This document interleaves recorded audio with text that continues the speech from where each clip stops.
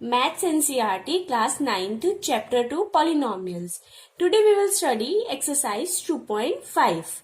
Question number 4. Expand each of the following using suitable identities.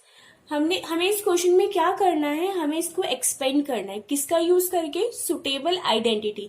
अब ध्यान से देखिए इसमें कितनी टर्म्स हैं? 1 2 3 टर्म्स, यानी कि हमने एक फॉर्मूला पढ़ा था x plus y plus z की होल स्क्वायर, वो वाला फॉर्मूला अप्लाई हो. सबसे पहले फॉर्मूला लिख लेते हैं. हमने ये फॉर्मूला पढ़ा है प्रीवियस वीडियोस में. कौन सा formula? x plus y plus z की whole square, x is equals to x square plus y square plus z square plus 2xy plus 2yz plus 2zx. अब देखिए यहाँ पे 3 टर्म्स है और इसका होल स्क्वायर करना है. सेम फॉर्मूला अप्लाई होगा तो यहाँ पे हमारे x की वैल्यू क्या हो जाएगी? x. y की वैल्यू क्या हो जाएगी? 2y. z की वैल्यू क्या हो जाएगी? 4z. क्वेश्चन को लिख लेते हैं पहले. x plus 2y plus 4z whole square equals to x की स्क्वायर. x क्या है? x की स्क्वायर हो गया. y की स्क्वायर, y क्या है? 2y की स्क्वायर हो गया. प्लस z की स्क्वायर, z क्या है? 4z की स्क्वायर हो गया. प्लस 2, x की वैल्यू क्या है? x आ जाएगा. y की वैल्यू क्या है? 2y. प्लस 2y की वैल्यू क्या है? 2y. z की वैल्यू क्या है? 4z. प्लस 2z की वैल्यू क्या है? 4z. x की वैल्यू क्या है? x. इसको अब सॉल्व कर लेंगे. x स्क्वायर तो x स्क्वायर रहेगा. अब 2 की स्क्वायर क्या होता है? 4. y की स्क्वायर, दोनों की स्क्वायर होगा.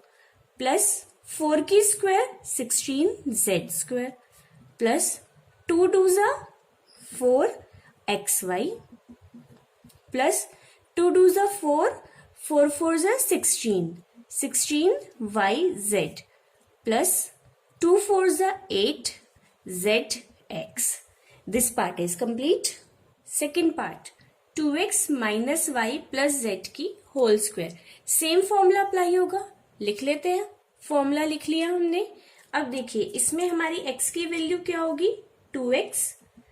y की वैल्यू क्या होगी? Minus y. क्यों? क्योंकि ये माइनस हमें साथ में लेना है. प्रीवियस क्वेश्चन में सारे प्लस के थे इसलिए हमें सब पॉजिटिव लिए. यहाँ पे ये नेगेटिव है तो y की वैल्यू क्या हो जाएगी? Minus y. z के प्लेस पे क्या आ जाएगा? z. क्वेश्चन लिख लेते हैं अपना. 2x minus y plus z whole square equals to x की स्क्वायर यानी कि 2x की स्क्वायर प्लस y की स्क्वायर यानी कि माइनस y की स्क्वायर प्लस z की स्क्वायर प्लस 2x. x के प्लेस पे क्या आएगा? 2x. y के प्लेस पे क्या आएगा? माइनस y प्लस 2y के प्लेस पे क्या आएगा? Minus y. z के प्लेस पे क्या आएगा? z प्लस 2z के प्लेस पे z, x के प्लेस पे 2x. अब इसको सॉल्व करके लिख लेंगे. होल स्क्वायर है 2 की स्क्वायर x की स्क्वायर, 2 की स्क्वायर 4x स्क्वायर, y की स्क्वायर, दो माइनस है मिलके क्या बन जाएगा? Plus y square plus z square. अब 2 2 जा 4xy. एक माइनस है तो माइनस का साइन आ जाएगा. 2yz. एक माइनस है तो माइनस का साइन आ जाएगा. 2 2 जा 4xz. माइनस नहीं है, plus. This part is complete. Part 6. Part 3 4 5 बिल्कुल सिमिलर है जैसे हमने करे थे. आप खुद सॉल्व कर सकते हैं. अगर आपको कोई क्वेरी है तो आप मुझसे पूछ सकते हैं. 6 पार्ट देखते हैं. अब इसमें भी सेम वही फॉर्मूला अप्लाई होगा. a प्लस बी प्लस सी की होल स्क्वायर. फॉर्मूला लिख लेते हैं. हमने फॉर्मूला लिख लिया है. देखिए अब x की वैल्यू क्या हो जाएगी? यहाँ पे 1/4a. y की वैल्यू क्या हो जाएगी? -1/2b. हमने पिछले पार्ट में देखा था कि माइनस है तो वो साथ में आता है. z की वैल्यू क्या हो जाएगी? 1. अब हमने जो लास्ट पार्ट किया और जो ये वाला पार्ट किया उसमें दोनों में y में माइनस आ रहा था. आपका किसी में भी माइनस आ सकता है. कुछ कंपल्सरी नहीं है कि यही वाली टर्म माइनस की होगी. ये भी हो सकती है, ये भी हो सकती है, ये भी हो सकती है. जो माइनस की होगी उसके साथ में माइनस आएगा. इनकी डिजिट को वापस लिख लेते हैं. 1/4a minus 1/2b plus 1 whole square equals to x की स्क्वायर यानी कि 1/4 a की स्क्वायर प्लस वाई की स्क्वायर यानी कि -1/2 b की स्क्वायर प्लस जेड की स्क्वायर यानी कि 1 की स्क्वायर प्लस 2x, एक्स की वैल्यू क्या है 1/4 a और फिर क्या है y की वैल्यू क्या है -1/2 b प्लस 2, y की वैल्यू क्या है अब यहाँ पे -1/2 b, z की वैल्यू क्या है 1 प्लस 2, z की वैल्यू क्या है 1 और x की वैल्यू क्या है 1/4 a। अब इसको सॉल्व कर सकते हैं 1/4 a स्क्वायर, तो यहाँ पे क्या होगा 4 की स्क्वायर हो जाएगा, 4 की स्क्वायर क्या होता है 16, तो 1/16 a स्क्वायर, 16 कहाँ है डिनोमिनेटर में, क्योंकि हमारा 4b कहाँ था डिनोमिनेटर में। यहाँ पे 1/2 की स्क्वायर b की स्क्वायर हो जाएगा, तो 2 की स्क्वायर क्या होता है 4 b की स्क्वायर, माइनस है स्क्वायर है तो माइनस क्या हो जाएगा प्लस, 1 की स्क्वायर क्या हो गया 1। अब देखिए 2 से 2 कैंसिल हो जाएगा, एक माइनस है तो माइनस आ जाएगा यहाँ पे और क्या बचेगा 1/4 ए बी। 2 से 2 कैंसिल हो जाएगा, एक माइनस है वो आ जाएगा तो क्या बचेगा सिर्फ b। यहाँ पे ये 2 कैंसिल हो जाएगा तो क्या बचेगा, कोई माइनस नहीं है तो प्लस आएगा 1/2 a। Part 6 is complete. Question number 5, इसमें क्या करना है आपको फैक्टराइज करना है। अब आप ध्यान से देखिए जो फॉर्मूला हमने लास्ट क्वेश्चन में यूज किया था सेम वही फॉर्मूला है, मैं आपको एक बार लिख लेती हूँ फॉर्मूला फिर और अच्छे से क्लियर हो जाएगा। फॉर्मूला लिख लिया मैंने। अब देखिए अब पिछले क्वेश्चन में क्या था, हमें ये चीज दी हुई थी, हमने ये चीज फाइंड की थी। अब इस क्वेश्चन में आपको ये वाली चीज दी हुई है। अब देखिए स्टार्टिंग के 3 टर्म स्क्वायर में, अब बाकी 2 वेरिएबल्स के साथ है, ये वाली चीज हमें गिवन है। अब की बार हमें इधर से इधर जाना है। अब ध्यान से देखो पहली क्या है एक्स स्क्वायर, यानी कि मैं 4x² को क्या लिख सकती हूँ 2x² लिख सकती हूँ, 2 की स्क्वायर x की स्क्वायर तो वापस 4x² आ जाएगा। अब 9 को क्या लिख सकते हैं 3 की स्क्वायर, तो मैं यहाँ पे क्या लिख सकती हूँ प्लस 3y की होल स्क्वायर, 3 की स्क्वायर 9 हो गया। 16 को क्या लिख सकती हूँ 4 की स्क्वायर लिख सकती हूँ 4z की होल स्क्वायर। अब देखो x² y² z² तीनों चीजें बन गई, तो यानी कि मेरा x क्या हो गया 2x, y क्या हो गया 3y, z क्या हो गया 4z। क्लियर।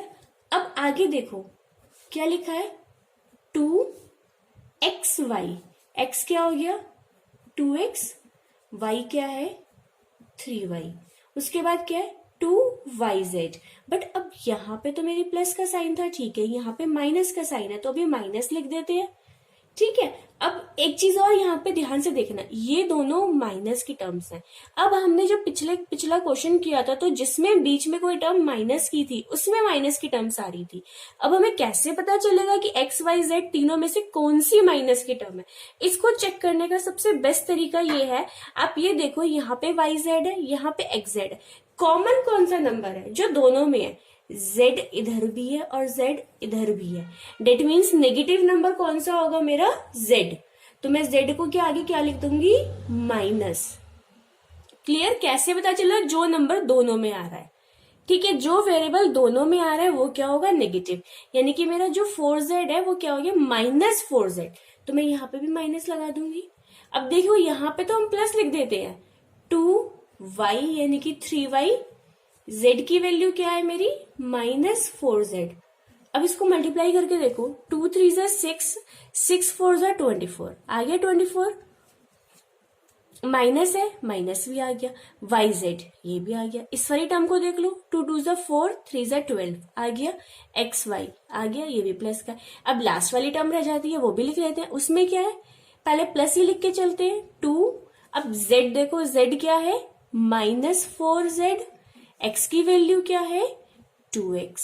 अब इसको मल्टीप्लाई करके देख लो 2 4 8, 8 2 16 आ गया, और xz लिखो zx लिखो सेम थिंग है आ गया, और माइनस है माइनस भी आ गया, तो यानी कि हमारा ये बिल्कुल ठीक चल रहा है। तो हम इसको क्या लिख सकते हैं x plus y plus z की होल स्क्वायर, तो मैं क्या लिख सकती हूँ 2x, x क्या है 2x, y क्या है 3y और z क्या है -4z। इसकी होल स्क्वायर। ये वाला पार्ट कंप्लीट हो गया। सेकंड पार्ट, अब देखिए ये वाला पार्ट में इसमें √2 भी है। ध्यान से देखना, ये एग्जाम के लिए वेरी इंपॉर्टेंट है। इस टाइप के क्वेश्चंस एग्जाम में मोस्टली आते हैं।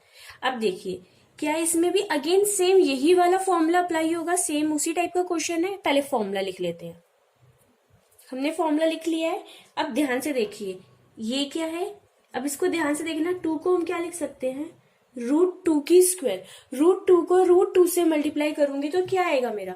अगर मैं √2 को √2 के साथ मल्टीप्लाई करूंगी तो क्या आएगा? 2 आएगा। तो इसलिए मैं क्या लिख सकती हूँ? √2 की स्क्वायर यानी कि √2 मल्टीप्लाई बाय x की स्क्वायर प्लस y स्क्वायर।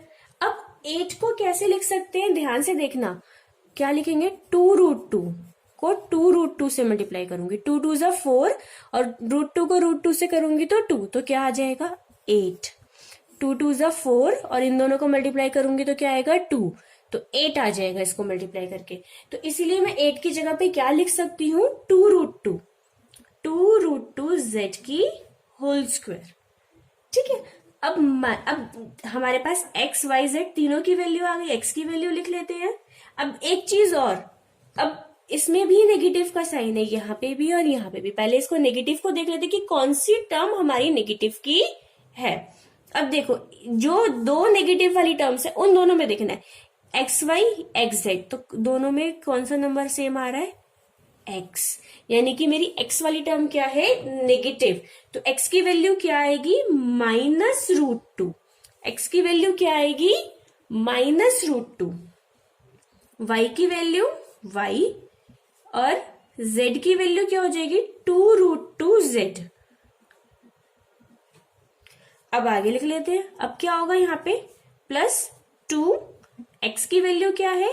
-√2 और y की वैल्यू क्या है? y +2, y की वैल्यू y और z की वैल्यू 2√2z प्लस, अब क्या आएगा? 2, z की वैल्यू 2√2 और x की वैल्यू क्या है? -√2। अब एक बार चेक कर लेते हैं कि यही टर्म्स आ रही हैं या नहीं आ रही है। अब देखो एक ही माइनस है तो माइनस आ गया, 2 को √2 से मल्टीप्लाई करोगे तो 2√2 आ गया। और क्या आया यहाँ पे? एक सेकेंड, यहाँ पे x और आएगा। x की वैल्यू क्या है? √2x है ना, तो यहाँ पे क्या आएगा? √2x। तो यहाँ पे भी x आ जाएगा और यहाँ पे भी x आ जाएगा। अब ध्यान से देखिए क्या हो जाएगा, ये माइनस आ गया और क्या आ गया? 2√2xy सेम आ गई।